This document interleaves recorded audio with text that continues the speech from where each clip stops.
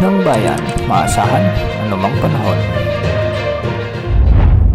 Magandang gabi po sa ating lahat. Narito ang update sa lagi ng panahon ngayong linggo hanggang bukas June 3, 2024. Ngayong araw ay patuloy na magdadala ng mainit na panahon ang easterlies o ang mainit na hangin mula sa karagatang Pasipiko sa halos buong bansa at hindi naman inaasahan na magdadala ito ng mga malawakang pag-ulan sa ating kapuluan maliban na lamang sa mga localized thunderstorms na nakakaapekto ngayon sa ilang lugar.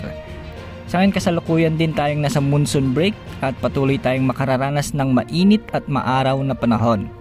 Samantala frontal system naman ang magdadala ng maulap na kalangitan na may pulo-pulong pag-ulan sa extreme northern Luzon lalo na sa Batanes at Babuyan Islands.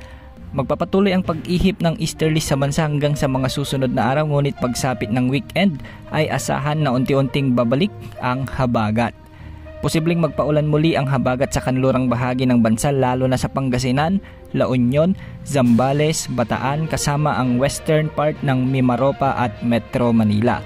Ang muling pagbugso ng habagat sa mga susunod na araw ay dapat paghandaan lalo na ng mga nakatira sa bahaing lugar dahil posible ang muling pagtaas ng mga tubig kapag mayroong malalakas at tuloy-tuloy na buhos ng ulan.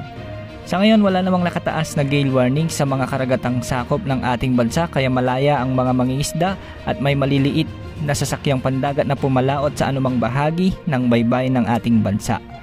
Para sa lagay ng panahon ngayon may mga inasahang pag-ulan sa Luzon dahil sa malawakang epekto ng thunderstorms particular sa La Union, Pangasinan, Zambales, ilang bahagi ng Bataan, Pampanga, Bulacan, Tarlac, Nueva Ecija, Nueva Vizcaya, Quirino, ilang bahagi ng Benguet, Kalinga, Apayao, Mountain Province, Ifugao at Ilocos Sur.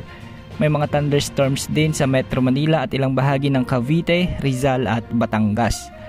Posible rin ang mga pag-ulan ngayon sa Quezon Province, Camarines Sur, Palawan at Occidental Mindoro dahil pa rin sa epekto ng localized thunderstorms. Sa bahagi naman ng Visayas, asahan din ang mga pag-ulan sa Antique, Aklan, Guimaras at Iloilo. Posible rin ang mga pag-ulan sa ilang bahagi ng Cebu, Bohol, Negros Provinces at Samar at Leyte Provinces.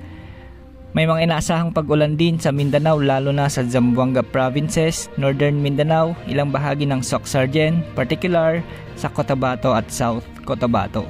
Magiging maulap naman ang natitirang bahagi ng Mindanao ngayon na may mga kalat-kalat lamang na pag-ulan dulot ng mga localized thunderstorms. Bukas araw ng Lunes may mga thunderstorms rin sa Central Luzon, Cagayan Valley, Cordillera Region, Mimaropa, Metro Manila, Western Visayas, Soc-Sargen at Zamboanga Peninsula.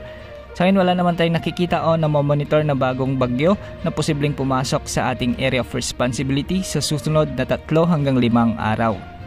Yan ang update sa lagi ng panahon. Ito po ang weather update ng bayan, maasahan anumang panahon.